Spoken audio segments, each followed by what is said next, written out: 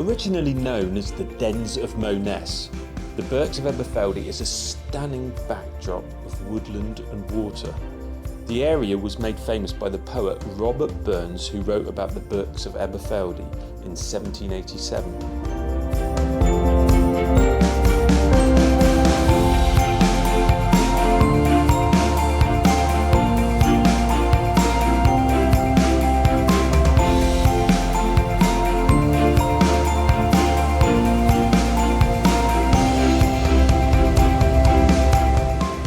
Everyone, and welcome back to the vlog.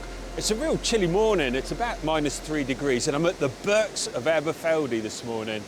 I'm hoping to get some real nice intimate waterfall shots, long lens. There's been a fair bit of rainfall, so it's going to be the water's going to be coming down quite quickly, but just hoping to get some real nice golden light scenes of the rocks and of the water, and yeah, let's see what we can find.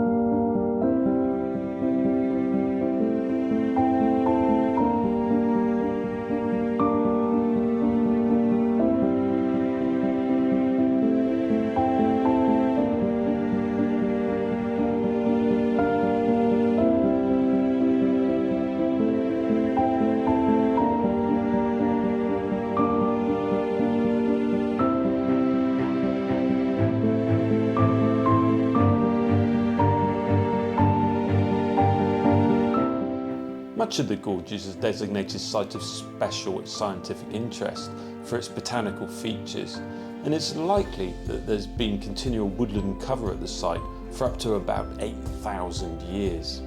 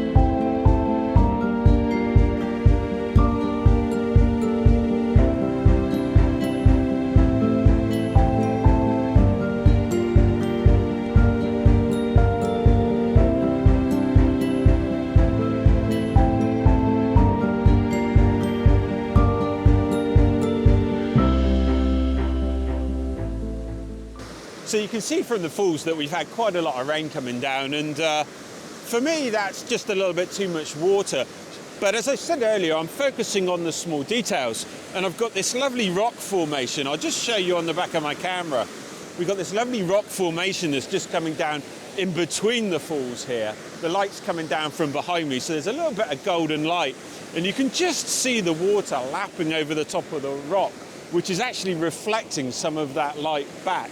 So what I'm doing is I'm using the water just to create some sort of shade and light in between that rock, and we've got some nice shadows on there too. So I'm going to take several exposures. I'm around about 135 millimeters on my long lens, shooting on around about f8, and trying to keep that exposure as low as possible so that I don't lose the detail in the water. But I'll take several shots, and here's the image.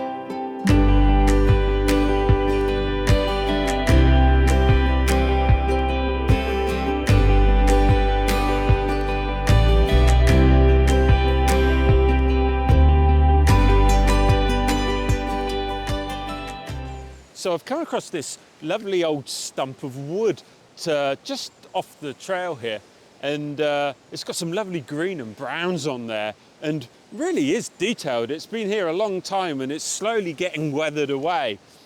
So I don't know if you can see on the back of the camera, I've got these beautiful greens in the wood curving down across my image. So sort of starting up at the top there and just curving down around to the bottom right. Got lovely browns on the right hand side and some real olivey greens on the left.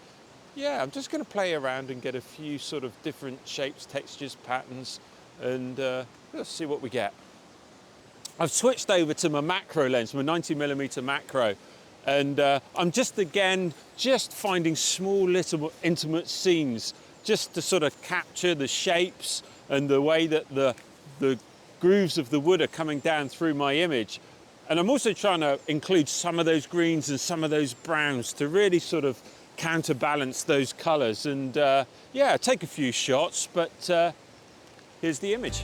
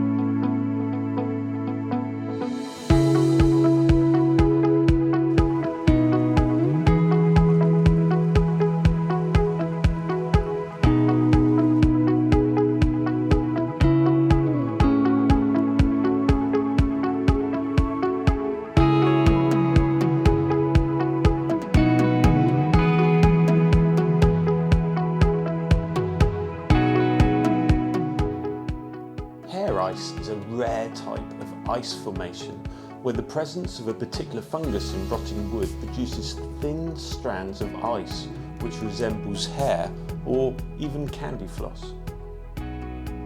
The conditions needed for hair ice to form are extremely specific. To form, moist wood from a broadleaf tree combined with moist air and a temperature slightly below 0 degrees is needed.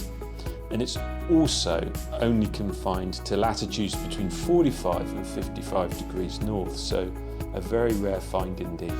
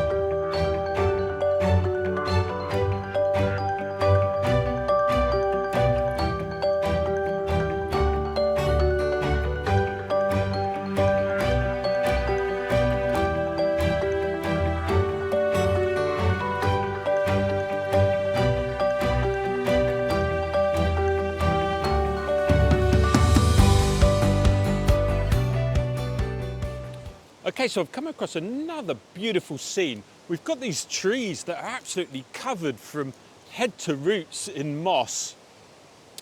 And we've got this lovely backdrop of green moss growing up the bank as well. So what I'm trying to do is I've just isolated two of the trees. I'll show you on the back of the camera. We've got the main tree in the front of the image here to the right-hand side, which has got loads of detail in it. There's ferns coming off of it.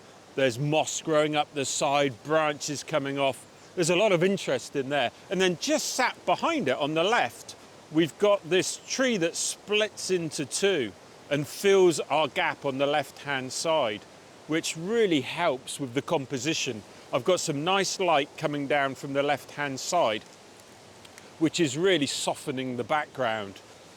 Okay, so I've come around just a little bit further to my left, and what I've been able to do is actually capture some of the river coming down in between the trees, just a small glimpse of it, but also to include more of that backdrop, because that back wall is just a mass of brown leaves and green moss, and really is a beautiful texture for a background.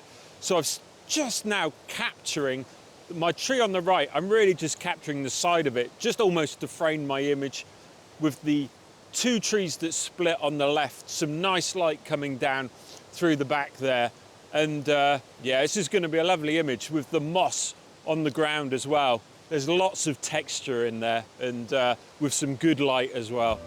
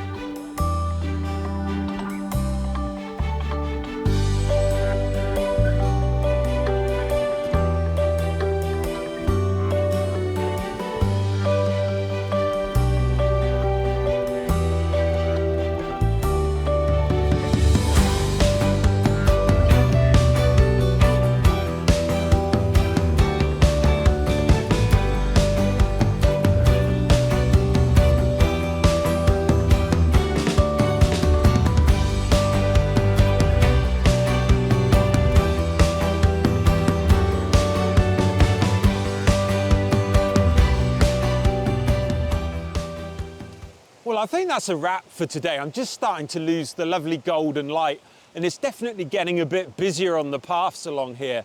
But what a great day. I've met a few lovely people that have stopped and chatted, and what a great diversity of images. We started off with some real intimate close-ups of the falls, and we've had close-up macro work on the bark of the tree, as well as some lovely moss-coloured trees. And it's great when you come to a place and it's a bit of a challenge to come up with the different images and to sort of really immerse yourself in the landscape. And anyway, I hope you've enjoyed the vlog. Thank you so much for watching. Please don't forget to subscribe. Leave me a comment below. It's always really good to hear from you. And hit the bell for notifications. And well, I look forward to seeing you in the next episode. Thanks for watching.